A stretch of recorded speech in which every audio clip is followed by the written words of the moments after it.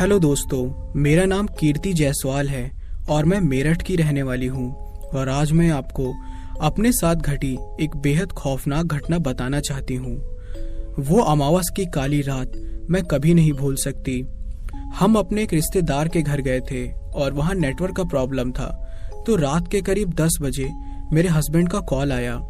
मैं network search करते करते छत पर चली गई, पर छत पर नेटवर्क मिल गया। तब जाकर उनसे बात हुई। मैं बात कर ही रही थी कि उसी गली में बहुत सारे कुत्ते एक साथ भौंकने लगे और अचानक लाइट भी चली गई। मैं थोड़ा घबरा गई कि अचानक ये सब क्या हुआ। तो उस वक्त घर पर सिर्फ मैं और मेरी मौसेरी बहन थी, बाकी सभी शादी में बाहर गए हुए थे।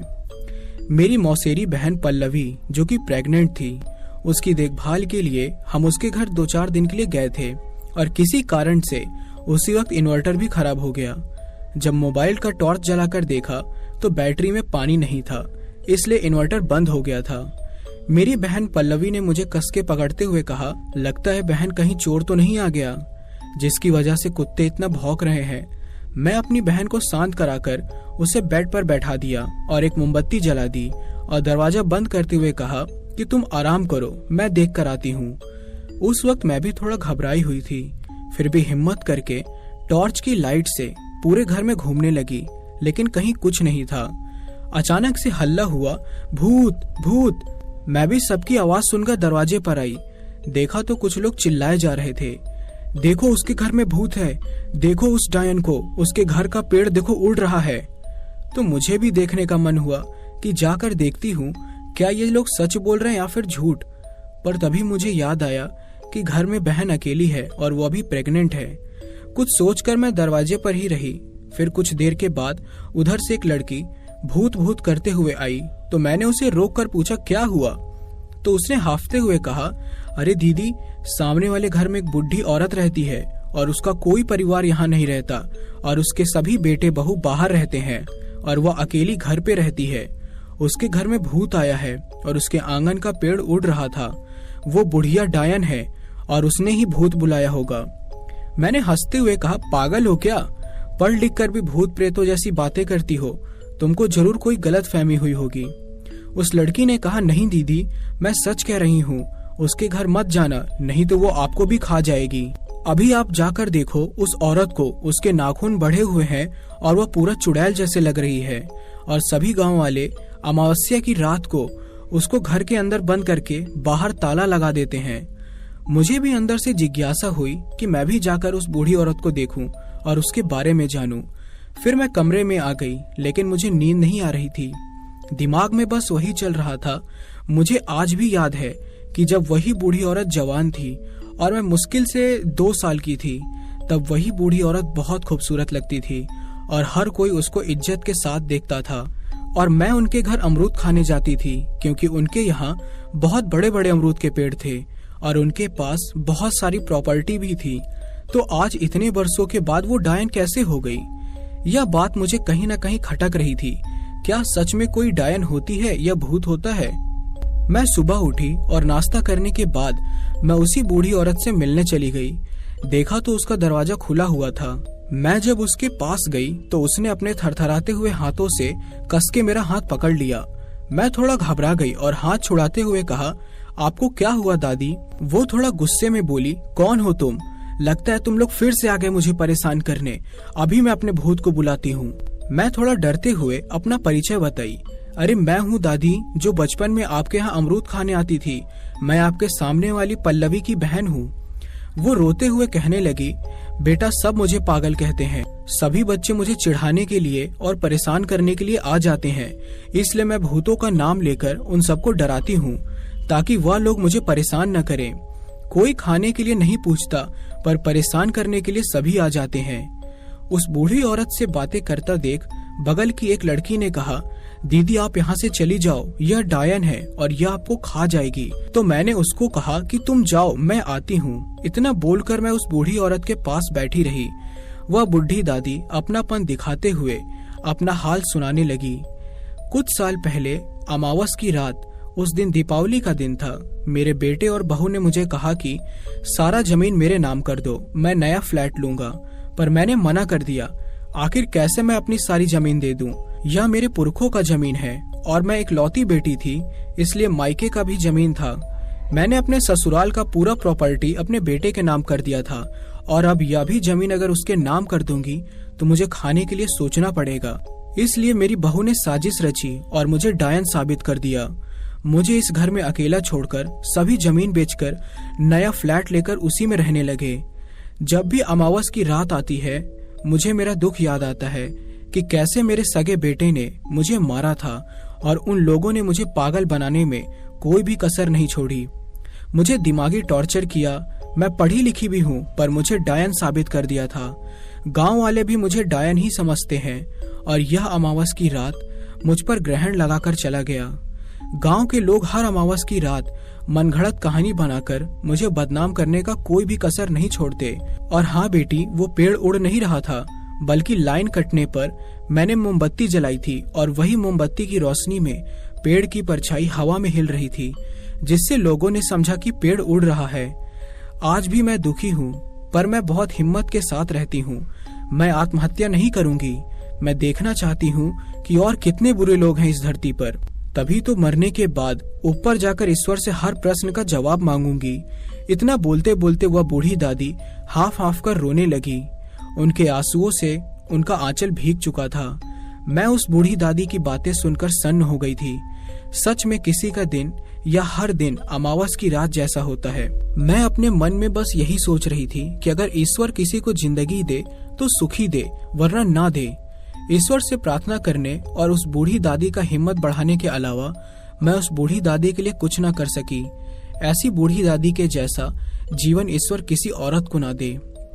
दोस्तों, इस कहानी के माध्यम से मैं बस आपसे यही कहना चाहती हूँ कि आप अपने बूढ़े माँ बाप को ना सताएं और उन्हें कभी भी टॉर्चर ना करें, क्योंकि बुढ़ापे में उनको आपकी जरूरत होती है। हेलो दोस्तों, मेरा नाम शुभम कुशवाहा है और मैं बेंगलोर का रहने वाला हूँ और आज मैं आपको अपना एक रियल एक्सपीरियंस बताना चाहता हूँ। मेरा कॉलेज खत्म होने के बाद जॉब की तलाश में मुझे हर रोज इंटरव्यू के लिए दूर दूर तक जाना पड़ रहा था। कई बार तो दूरी इतनी होती कि मुझे घर वापस आने में काफी रात हो जाती और जब भी मैं लेट होता तो मम्मी हमेशा बेचैन हो जाती और वो रात भर मेरा इंतजार करती रहती। मम्मी के डर की वजह थी हमारे कॉलोनी से कुछ ही दूरी पर का वो जंगल वाला रास्ता, जहाँ से गुजरे बिना हमारे घर तक पहुँचना नामुमकिन था और उस रास्ते पर शैतानी ताकतें देर रात घूमा करती हैं, ऐसा सब लोग कहते थे। और इसी वजह से मम्मी ने हमारे धर्म गुरुजी से कहकर एक अभिमंत्रित ताबीज लाकर मेरे हाथ पर बांध दिया था। उनका कहना था कि यह ताबीज तुम्हें भूत, प्रेत, चुड़ैल और शैतान आदि बुरी आत्माओं से बचाएगी। लेकिन मैं इन सब बातों पर विश्वास नहीं करता था, इसलिए मैंने मम्मी की नजर बचाकर वो गंदा ताबीज अपने हाथ से निकालकर अपने वॉलेट में रख दिया था। इसी तरह कई दिन बीते और मुझे आए दिन अच्छी जॉब की तलाश में दूर दूर तक भटकना पड़ रहा था। और इसी के चलते एक दिन मैं सुबह तैयार होकर निकला। नाश्ता चाय तो मैंने घर पर ही कर लिया, पर आज मुझे काफी दूर जाना था इंटरव्यू के लिए। तो मम्मी ने बाइक में पेट्रोल भराने और दोपहर के खाने के लिए मुझे 500 रुपए देकर कहा, बेटा ध्यान से आना जाना और शाम तक जल्दी आ जाना। आज पता है ना कि अमावस की रात और चंद्र ग्रहण दोनों एक साथ लगने वाले हैं। मैंने कहा ठीक है मम्मी, आप परेशान मत हो, मैं जल्दी ही वापस आ जाऊंगा। तो मम्मी ने कहा, शुभम बेटा वो तावीज अपने बाजू में पहने रखना, उसे खोलना मत। तो मैंने कहा हाँ मम्मी, वह पहना हुआ है मैंने। अच्छा बाय, चलता हूँ अब।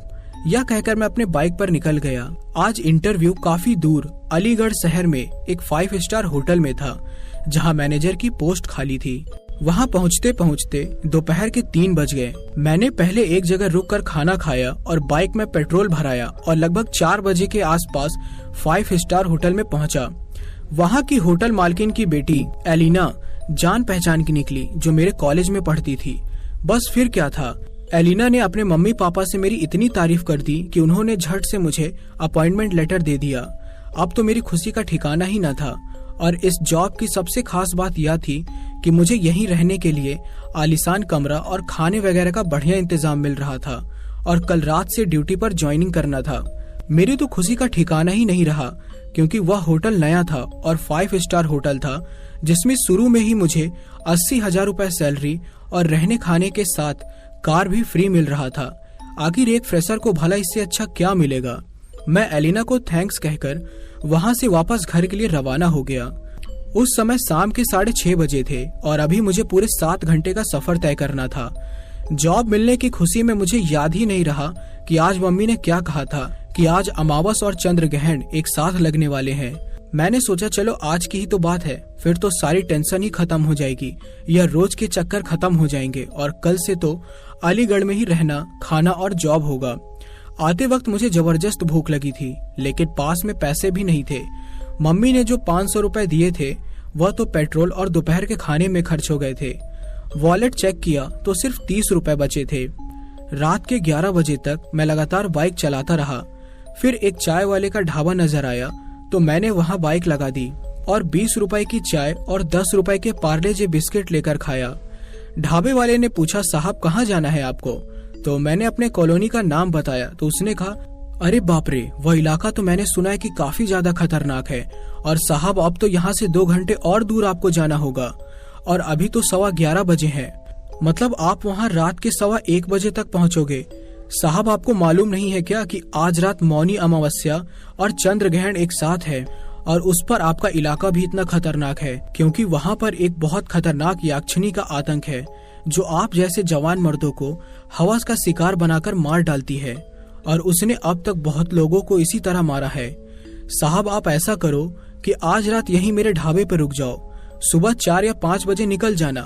तो मैंने हंसते हुए कहा, यार मेरा तो रोज का आना जाना है, टेंशन मत लो भाई, मैं चला जाऊंगा।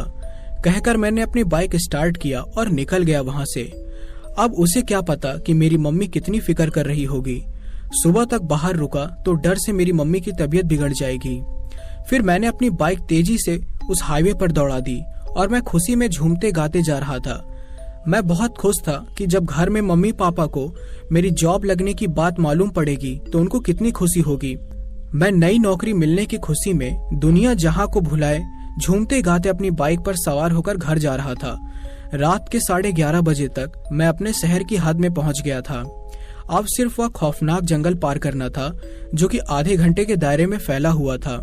एक तो उस जंगल वाले रास्ते पर लाइट भी नहीं थी। मैंने हिम्मत करके उस जंगल वाले रास्ते पर अपनी बाइक दौड़ा दी। आज अमावस और चंद्र ग्रहण एक साथ होने की वजह से चांद की रोशनी भी नहीं थी, ऊपर से सड़क पर लैंप पोस्ट भी नहीं था। मेरी बाइक के हेडलाइट के भरोसे ही बाइक आगे बढ़ रही थी। मैं उस खतरनाक जंगली रास्ते को आधा पार कर चुका था। बस अब 15-20 मिनट और बाकी थे घर के रास्ते तक पहुंचने में। पर अचानक मुझे बाइक को जोर से ब्रेक लगाना पड़ा। शर्मराती आवाज के साथ मेरी बाइक रुक गई और गिरते गिरते बच गया था मैं। वजह थी एक बला की खूबसूरत लड़की मेरी बाइक के सामने आकर रास्ते पर खड़ी थी। मैंने जरा गुस्से में होते हुए कहा, ओए मैडम, इतनी रात गए मरने के लिए तुमको मेरी ही बाइक मिली क्या?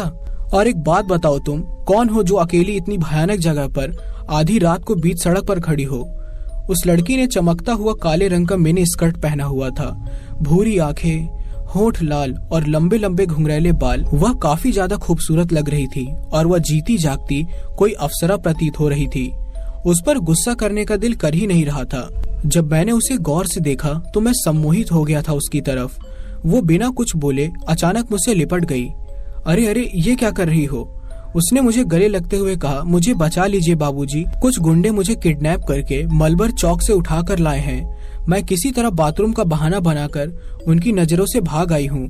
प्लीज बाबूजी, मुझे बचा लीजिए, वो लोग मुझे ढूंढते इसी तरफ आ रहे हैं। उसकी बात पर यकीन करके मैंने कहा, अच्छा अगर ऐसी बात है तो जल्दी से मेरी बाइक पर बैठो, हमें फौरन यहाँ से निकलना होगा। वो बोली, बाबूजी जल्दी चलिए वरना वो लोग यहाँ आ जाएंगे, और वो लोग 5 गुंडे हैं और काफी खतरनाक हैं, उनके पास पिस्तौल भी है। मैंने फटाफट उसे बाइक पर बैठाया और वहाँ से निकल गया। थोड़ा आगे जाने पर उस लड़की ने मुझे पीछे से कसकर पकड़ लिया और गाना गाने लगी। बहुत मीठी आवाज थी उसकी, तो मैं खोने लग गया था उसकी जादू भरी आवाज में। मैं अपने होश खो रहा था, तभी वह लड़की बोली, बाबूजी जरा बाइक रोकिए, मेरी सैंडल गिर गई है। मैंने बाइक को फिर से ब्रेक मारा तो वह बाइक से उतरकर मेरे सामने खड़ी हो गई। बाबूजी जरा देखिए तो मेरी आंखों में कुछ गिर गया है, बहुत जलन हो रही है। मैंने उसकी बड़ी बड़ी गहरी भूरी आंखों में जैसे ही देखा तो मेरे होश खोने लगे। मैं बाइक पर बैठे बैठे बेहोश होकर बुत सा बन गया था। अभी हल्का हल्का सा होश था जिसमें मैं समझ रहा था, लेकिन कुछ हरकत करने के लिए मुझमें जान बाकी नहीं थी। जैसे ऑपरेशन के समय पेशेंट को बेहोशी का इंजेक्शन देते हैं, ठीक वैसे ही मेरी हालत थी। मैं उसके वश में पूरी तरह हो चुका था। मैं सब कुछ देख समझ भी पा रहा था, लेकिन शरीर पथरा गया था। मैं अपना बचाव करना चाहता था, लेकिन मैं उसके सम्मोहन में फंस गया था। उस खूबसूरत बला ने मुझे किसी बच्चे की तरह सीट से पीछे हटाया और खुद मेरे आगे बाइक पर सवार होकर वो बाइक चलाने लगी। मैं चाहकर भी कोई हरकत नहीं कर पा रहा था। वो लड़की बाइक को मेरे कॉलोनी के बजाय जंगल की तरफ ले जाने लगी। थोड़ी थोड़ी देर में वो पीछे सर घुमाकर मुझे ही देख रही थी और एक शैतानी मुस्कान हंस रही थी। उसका सर पूरा गोल घूम रहा था।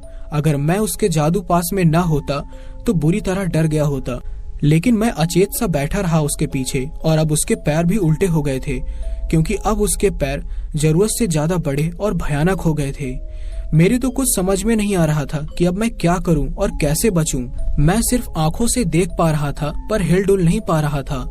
अब चुड़ैल अपने असली रूप में आ गई थी, जो बहुत ही भयानक थी। उसका सारा शरीर खून से लथपथ था और चेहरा बहुत ही भयानक था। उसके होंठ नहीं थे, बस छुरी जैसे लंबे दांत और मुंह से भी खून टपक रहा था। आंखों की जगह गहरे गड्ढे थे और हाथ पैर के नाखून लंबे नुकीले काले काले थे। कोई होश हवास में देख ले तो पक्का डर के मारे मर ही जाएगा। वो मुझे एक बड़े से पीपल के प्राचीन पेड़ के नीचे ले गई। वहाँ का नजारा तो दिल दहला देने वाला था। उस प्राचीन पेड़ से बड़ी बड़ी शाखाएं लटक रही थी और हर एक शाखाओं से ढेर सारे इंसानों की कई आधी खाई हुई लाशें लटक रही थी। वह दृश्य काफी ज्यादा खौफनाक था। मेरे दिल को महसूस हुआ कि अब इन सब की तरह मुझे भी यहाँ उल्टा लटकाकर ये मार देगी। अमावस और चंद्र ग्रहण की रात उसकी शक्ति उसके चरम सीमा पर थी। वो बार बार आसमान की तरफ देखकर कुछ पढ़ पढ़कर मुझ पर फूंक रही थी। शायद वो मेरी प्राण शक्ति खींच रही थी, क्योंकि अब खुद को मैं बहुत ही कमजोर महसूस कर रहा था। मेरा दिमाग और आंख काम कर रहा था, लेकिन पूरा शरीर सुन्न पड़ गया था। मुझे बचने की कोई सूरत नजर नहीं आ रही थी और अब मौत आने से कोई नहीं बचा सकता था। यही सोचकर मैं अपने आने वाली मौत की घड़ियां गिन रहा था और वो चुड़ैल अपनी मंत्र शक्ति से मेरे प्राण शक्ति खींच रही थी। अचानक मेरे कानों में मेरी माँ की आवाज गूंजी, ये तावीज अपने बाजू में बांधे रखना। ये तावीज भूत, प्रेत, चुड़ैल और डायन आदि से तेरी रक्षा करेगा। मेरे दिमाग में जैसे बिजली सी कौंध गई। अब मैं किसी तरह तावीज अपने जेब में रखे वॉलेट को निकालना चाहता था, पर मैं हिल नहीं पा रहा था। मैंने मन ही मन श्री हनुमान चालीसा का पाठ करना शुरू किया और एक बार पाठ समाप्त होते ही मेरे शरीर में थोड़ी थोड़ी हलचल होने लगी। मैंने फिर से पाठ करना शुरू किया, लेकिन तभी उस खौफनाक चुड़ैल ने अपने एक हाथ से मुझे बालों से पकड़कर जमीन से ऊपर उठा लिया। उसके दूसरे हाथ में तेज धारदार हथियार था, जिससे वह मेरा सर काटने वाली थी। उसने मुझे अपने बराबर उठा लिया और मंत्र पढ़ते हुए दूसरे हाथ को उठाया मेरा गला काटने के लिए। मैंने मन में ही लगातार श्री हनुमान चालीसा का जप करते करते अपने हाथों को चुपके से अपनी जीन्स की पिछली जेब में डाला। उसकी नजरों से बचाकर दूसरे हाथ को भी अपने पीछे ले गया और जेब टटोलकर वॉलेट निकाला और उसको खोलकर उसमें से तावीज हाथ में ले लिया। तभी मेरे हाथ से वॉलेट छूटकर नीचे गिर गया, जिसकी वजह से चुड़ैल का ध्यान भटक गया और वो मुझे और ऊपर उठाकर नीचे जमीन पर देखने लगी कि आखिर क्या गिरा है। उसी समय मुझे सुनहरा मौका मिल गया और मैंने झट से अपनी मुट्ठी में दबाया तावीज लेकर उस चुड़ैल के खुले बालों में बांध दिया। एक भयानक दिल दहला देने वाली चीख के साथ वह चुड़ैल मेरे बालों को छोड़कर धड़ाम से जमीन पर गिरकर छटपटाने लगी और मेरे देखते ही देखते वो चुड़ैल राख बनकर जमीन में समा गई। उसके खत्म होते ही वह पीपल के पेड़ पर लटकती लाशें भी गायब हो गई और वहाँ का वातावरण पूरी तरह सब नॉर्मल हो चुका था। मैं जमीन पर पड़ा रहा, यह सब देखकर पसीने से नहा गया था। मैंने देखा उस चुड़ैल का अब कहीं नामो निशान नहीं था, लेकिन जमीन पर बस वो तावीज पड़ा था जो मम्मी ने मुझे मेरे बाजू पर बांधा था। मैं फटाफट उठकर वह तावीज को उठाकर अपने माथे से लगाया और अपने बाजू में बांध लिया और अब मैं पूरी तरह से नॉर्मल हो चुका था। मैंने अपनी बाइक उठाई और मोबाइल निकालकर उसमें मैप खोला, जिससे कि मैं कहाँ हूँ और किस तरफ मेन रोड है यह स्थिति जान सकूं। फिर मैंने मेन रोड की तरफ अपनी बाइक को मोड़ा और फिर वहाँ से अपने घर की तरफ बढ़ गया। आज मुझे पता चला कि माँ बाप की बात मानना कितनी जरूरी है। मैं जब घर पहुंचा तब सुबह के 4:30 बजे थे। मम्मी मेरे इंतजार में सारी रात कुर्सी पर बैठी रो रही थी। मैं घर पहुंचते ही मम्मी के गले लगकर रोने लगा और आज मैं खुली आंखों से अपनी मौत से बचकर आया था, वह भी अपनी प्यारी मम्मी की वजह से। उस दिन के बाद से आज तक वह तावीज मेरे हाथों पर बंधा हुआ है और हमेशा बंधा ही रहेगा। अब मुझे किसी का डर नहीं सताता, फिर भी मैं बहुत सावधानी पूर्वक रहता हूँ। आप सब भी अपने मम्मी पापा का कहा माना कीजिए, वो जो भी कहते हैं हमारे अच्छे के लिए ही कहते हैं। तो दोस्तों, आज के लिए सिर्फ इतना ही। मिलते हैं आपसे अगली कहानी में।